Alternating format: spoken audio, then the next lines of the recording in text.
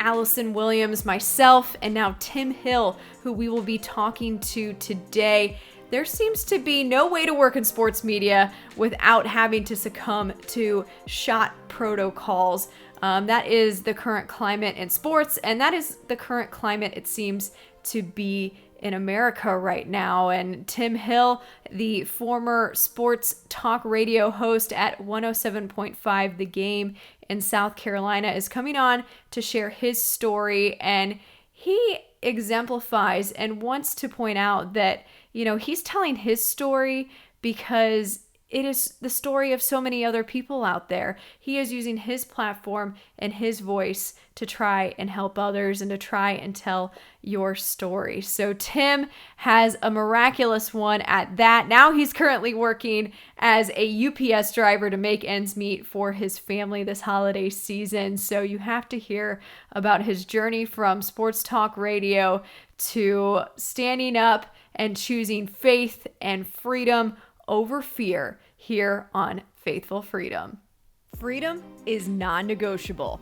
Mandates, free speech, cancel culture, parental rights, these are real people that have stood up for their freedoms no matter what.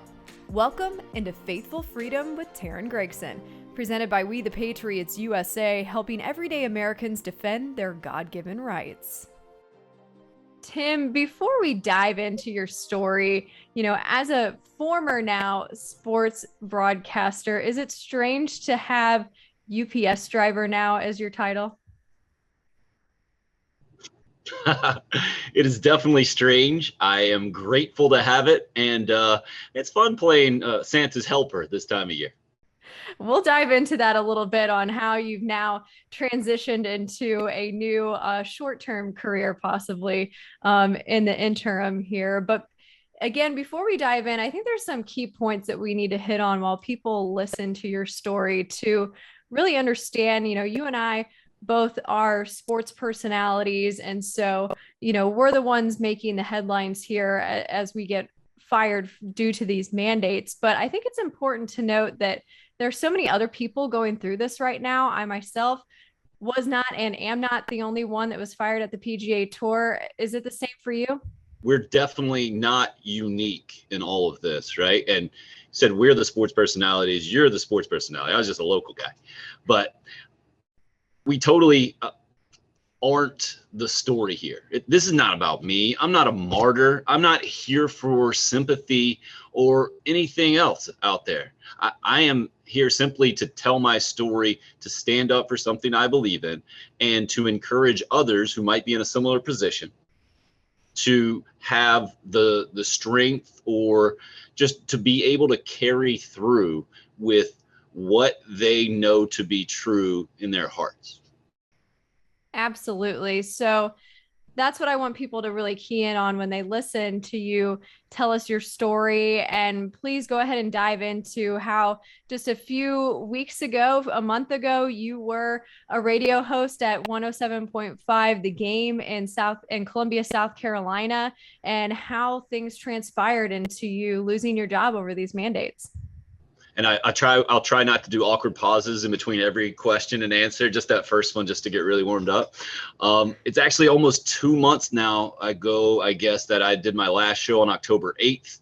October 11th, that following Monday, was when my corporation that I worked for, Cumulus Media, set their vaccine mandate date, the end date there, or I guess maybe the beginning date, when everyone was to return to work and everyone had to be vaccinated.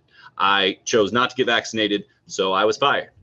I did the religious and medical exemption request, had hoped to come to some middle ground, a lot like you in the PGA Tour, and had thought that would have been reasonable, having worked at home like you did for more than a year and a half. Unfortunately, my employer, like yours, didn't see it that way, and we went our separate ways.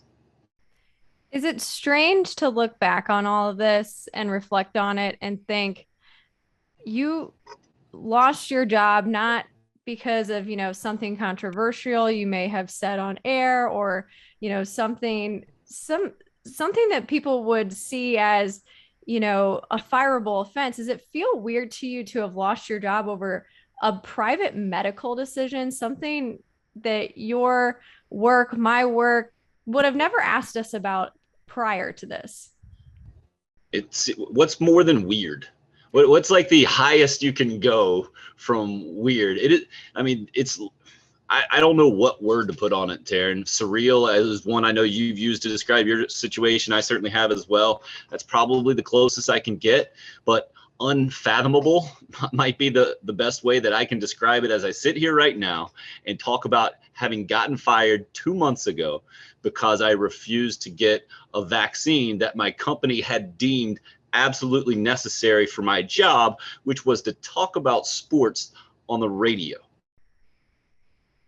I think that's what's so strange for so many of us. I think many people are standing up, for their rights to be able to decide, what they put in their body and the personal choices that they make here in America. But it's also really strange for many of us that aren't in the medical field, which those people should also have rights. But for those of us that aren't in the medical field that do things like sports, talk about sports, isn't it weird that this is what it has all come to?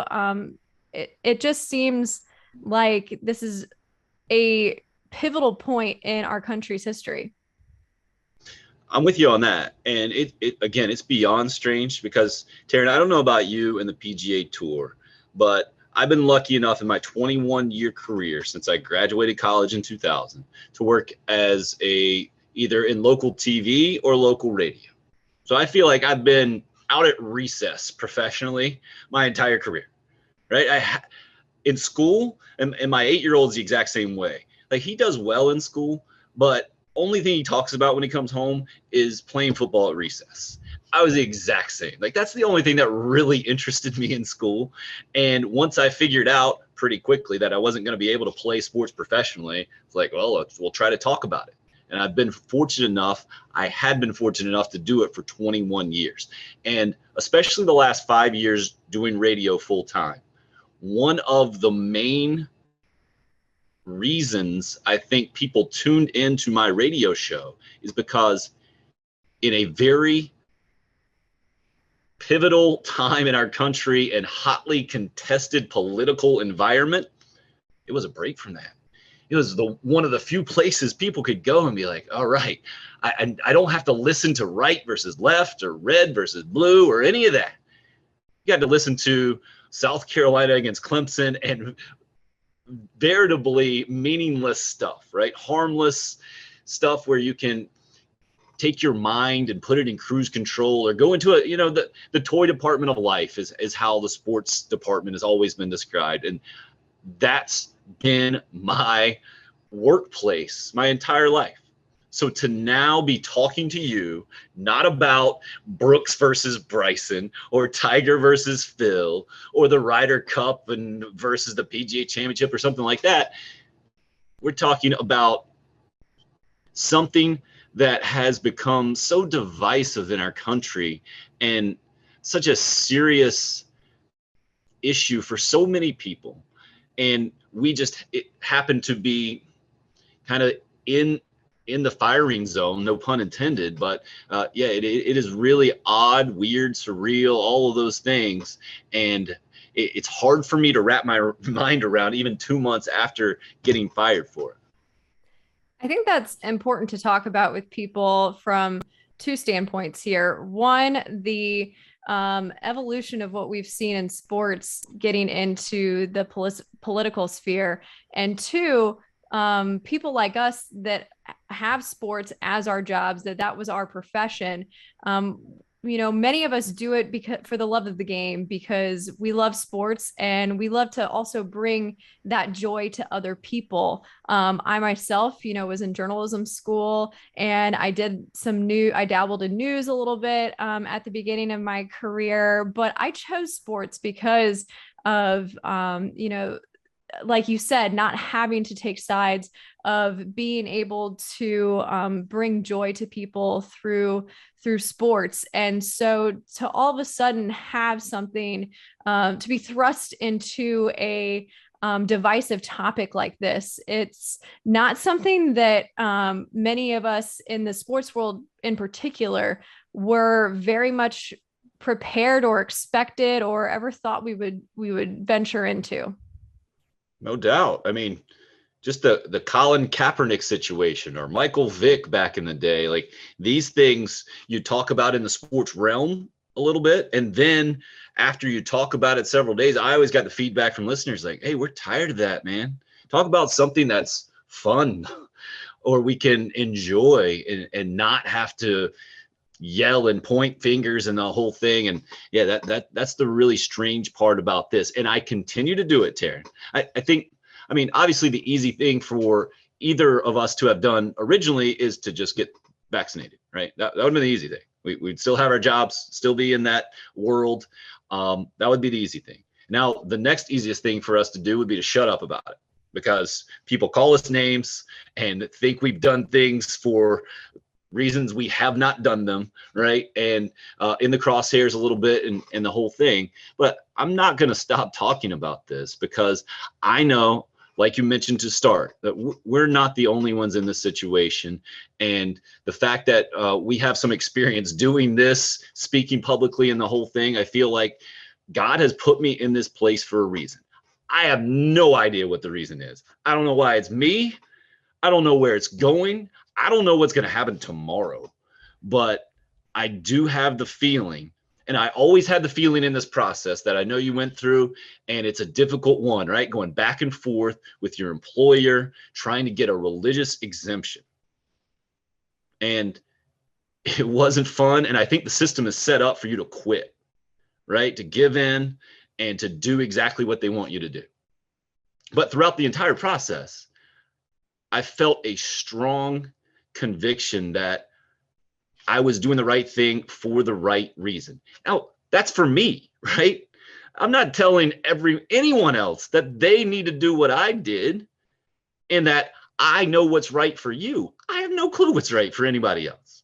But I have to do what's right for me here and my family. And throughout this whole process, I have only been encouraged and continuing to feel like, again, I'm in this place for a reason, that God has a plan for me that, that I can't understand at this moment. Do you feel like God has taken this platform that you were given as a sports host and just redirected you in ways that you never dreamed of and never thought of, but now are slowly starting to understand the reason why he may have given you that platform via sports in the first place? I don't know about the starting to understand part. I think I'm still yet to get there, but yeah, I have to think that, I think the line is like everything that has led to this point has gotten you here, right? And that's why people say they have no regrets a lot of times in the whole thing. I have to look at it that way. I mean, I feel that way, that again, I'm here for a reason. I think all this is kind of to led us here and led me here specifically. And I don't understand it and I have no idea where it's going to go, but I'm going to see it through. And by seeing it through, I mean, I'm going to continue to talk about this. And I feel like eventually our country will get to a resolution one way or another. I don't think we can stay in this limbo where a president says one thing and then the court says another, and then private companies do this and one city does that and another city does this and states. Eventually we're going to get through this thing one way or the other. And I feel like it's kind of my obligation right now to continue to tell my story, or where I'm coming from, my perspective, to encourage others to stand up for what they believe in again. Taking a quick break to encourage you to head over to wethepatriotsusa.org. This is how you can get directly involved in the fight for our freedoms. Hit the donation tab on the homepage at wethepatriotsusa.org. Your tax-deductible gift will assist this 501c3 organization working to protect religious freedom, medical freedom, parental rights, educational freedom, First and Second Amendment freedoms, and so much more. Head to wethepatriotsusa.org now. All right, back to our discussion with Tim Hill. What do you want to clarify to people? I know that, so many people jump on the story, like to make comments on social media. Is there anything you want to clarify on why you took the stance that you did? I don't think so. Well, especially when it comes to social media, people believe what they want to believe, and I don't think a lot of minds are changed. And I think it's human nature to try to get others to change their minds, I think. And that's where social media and human nature kind of clash. It just doesn't work, and it gets ugly real quick. You can take from my story whatever you want to take. Like I can't convince you to change your attitude on the vaccine or your faith or anything else. And I guess the one prevailing thing that I would say that I want people to understand from my situation is that the last thing I would tell you to do is what I'm doing, or to do it like I've done it. You have to make the best decision for you. And just because I've made the decision not to get vaccinated, what really gets to me, I think, are the people that say that now I'm putting so many others in jeopardy when the science just doesn't back that up. And we're at a place scientifically with a vaccine. It's so early that it kind of boggles my mind how people automatically assume medical gospel with where we are in this vaccine process with this specific vaccine. And then, then how corporations have kind of, made it their policies and the whole thing. It's really mind blowing. But from what I'm hearing from you and others and myself in this situation is that if we don't stand up now in this process, because like you said, we do have to come to some sort of resolution. We do have to move forward from this. If we don't stand up now, then what's next? And I don't know about you, but I've gotten so many messages from people saying they're going through the same thing. And thank you for standing up. I'm trying to as well in my own way. Do you feel like it was you did this because it was now or never? Oh, absolutely. Well, I feel like it's more important than that for me because I just have the three boys that I'm raising, 8, 6, and 1.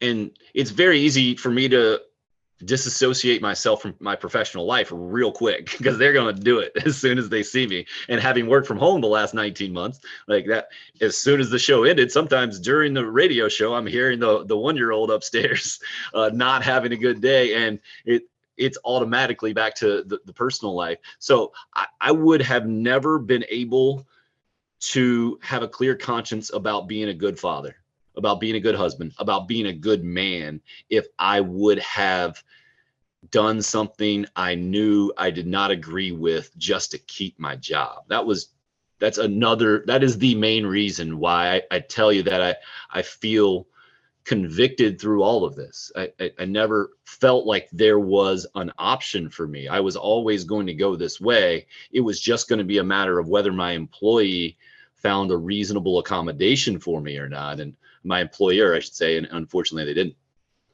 How do you feel this has affected your faith journey? It's a good question.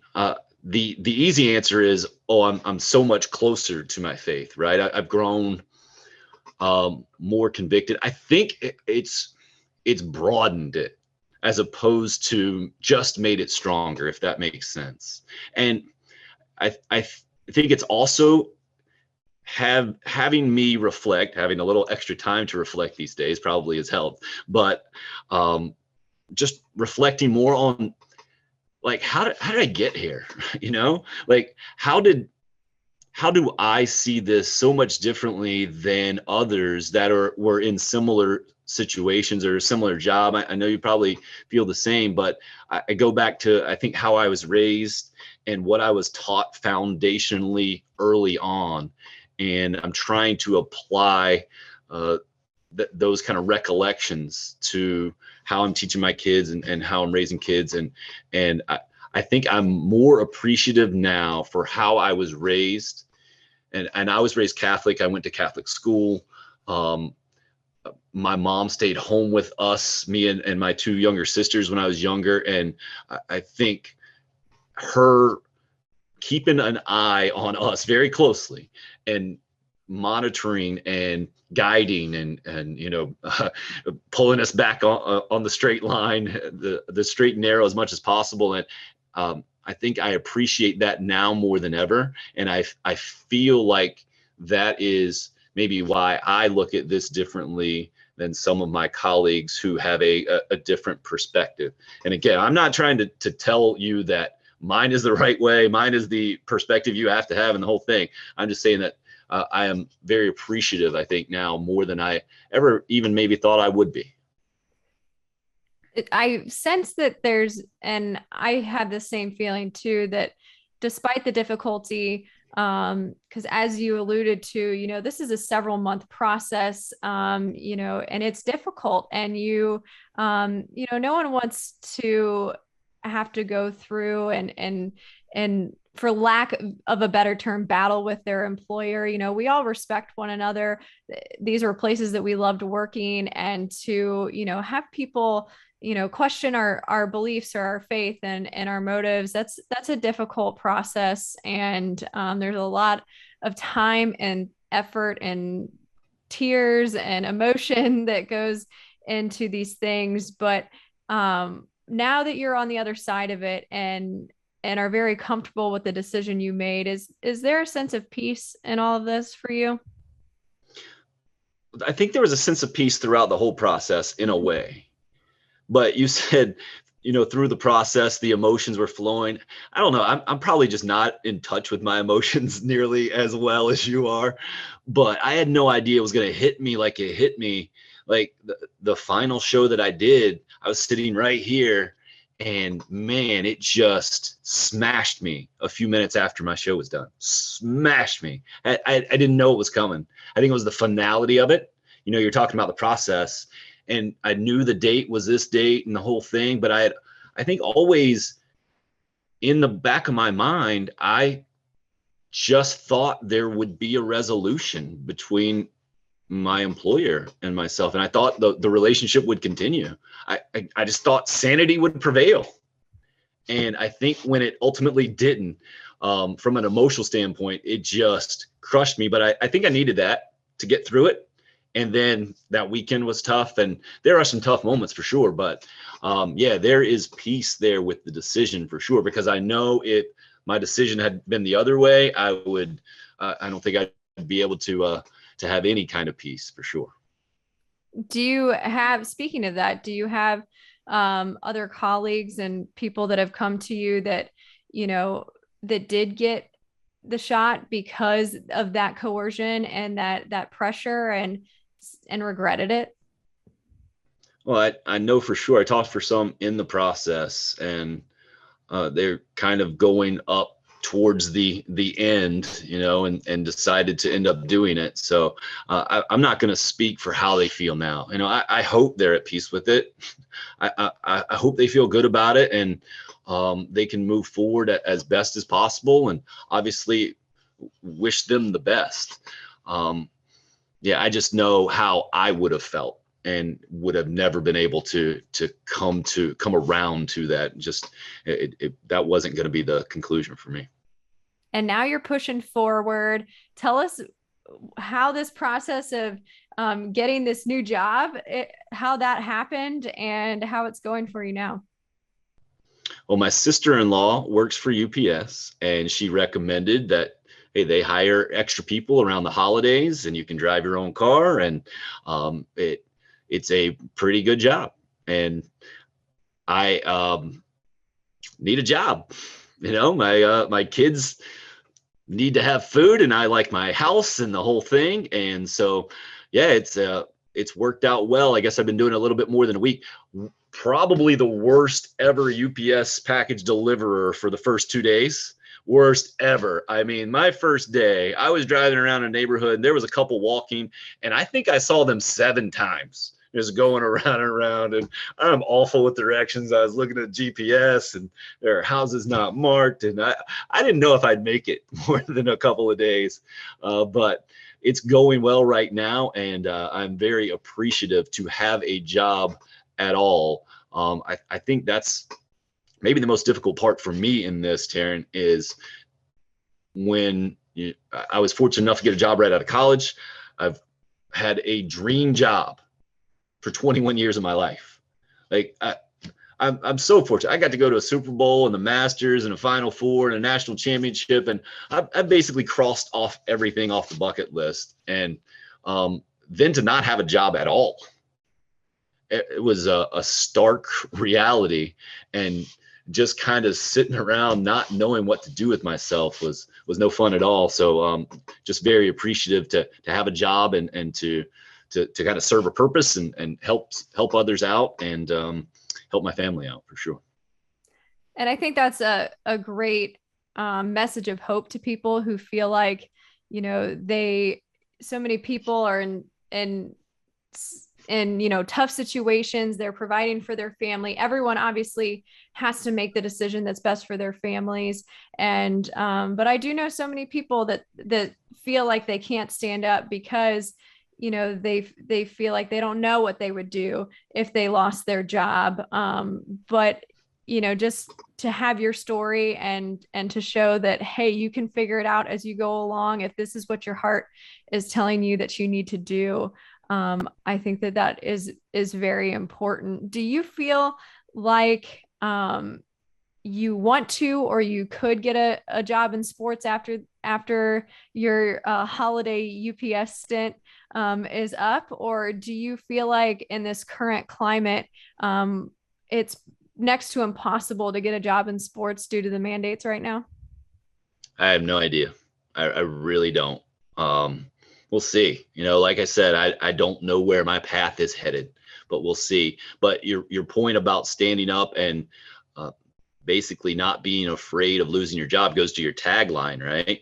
What's your tagline of this podcast? Can you hit it with it? Hit it. Oh yeah, hit us absolutely. With it. Faith and freedom over fear.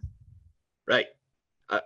I've always been of that mindset that you can't let fear keep you from doing what you feel is right, or just doing things in general, right? The older I've gotten, the more I've appreciated that, like that, at least discomfort, right? Out of your comfort zone, you're growing, the whole thing. Like, that's just not a way that a good way to live life, and I feel, again, convicted through that mindset when I sit in the pew on Sundays and through my faith journey that you talked about. Like, I hear that message a lot. I hear that reinforced a lot. And it's one of the reasons I'm so thankful for my faith, is because I feel like that has really instilled that in me, that it's a real emotion, right? It is there for us. And it's okay to feel that, but it is not okay to live your life driven by that feeling of fear. How has seeing other voices in the sports world, including athletes, pro athletes, like Kyrie Irving and even Conor McGregor, taking a stand and saying, that they think people should have the freedom, not saying that they should be told what to, which side fans should fall on, but just that people should be able to have that freedom and preserve that right. What has that experience been like to see so many athletes take a stand on this? Yeah, I go back and forth on that, right? Because athletes are people. They're just really good at sports. So I'm sure I've given many a hot take by saying, hey, just because LeBron James said something doesn't make his opinion that much more important than someone else. Actually, it's probably a lot less informed because he's spent a lot of time playing basketball. But just in general, I think not necessarily athletes, but in general, when I talk to people one-on-one, that's what gives me the most encouragement, I think, about our country moving forward, and this situation specifically, is that I feel like there is a reasonable common ground with most people that I speak with that, yeah, no one should be able to tell you that you have to put something in your body or you'll get fired. I mean, just in general, I mean, that seems to be a kind of a common courtesy amongst people and amongst, I don't even think it's Americans. I think it's just a human trait across the board. So that gives me a lot of encouragement moving forward. I appreciate athletes for speaking out or celebrities or whatever, but I guess I'm not overly impressed when to me, there's not a ton to lose a lot of times for those people speaking out. They're already really well set a lot of times, financially, especially. This is very true. But I think that some have been surprised by athletes' stance on this. And as someone who knows how intense these guys train, how much they key in on and are very particular about what they put in their body, I think that it's not a surprise at all that some of them have this stance at this particular time on this particular issue because of that. So anything else that you want to tell people now that you've told your story so many times, now that you've had hours in the car dropping off UPS packages, you said that you've reflected a lot. Anything else that you want to add to people as we seem to be several months into these mandates and this issue, and it just keeps marinating? Yeah, I wish I had some tremendous words of wisdom to leave you with here that you teed me up for perfectly, Teryn. Um, I guess if I knew everyone was going to fast forward to the end of this thing to get to the conclusion, like I like to do sometimes with books or something that I'm reading that's very lengthy, I would just say, hey, you got to follow your gut and respect other people. That's the tremendous frustration I have with the political discourse in this country. I think it's one of the reasons you said you dabbled in news. It's one of the reasons why I never wanted to pursue that line of work. Like, it's ugly. I feel like, especially on radio, when you just have the thing I've always loved about sports is there's a scoreboard, and at the end we know who won and we know who lost and we know whose team you're on. And I feel like politically, I've never been smart enough to figure that stuff out, or I've never quite understood everything that's going on nearly as simply as I do with, all right, two teams on the field, they're wearing different colors. Somebody's going to score more points, and then there's a winner at the end. They can feel good. The loser, not so much. And then you maybe get a chance to do it again. I would just encourage everyone to follow that inner voice, that conscience. And that's why I really appreciate the Catholic Church saying that taking a vaccine is a matter of conscience, right? It should never be mandatory. It should always be voluntary.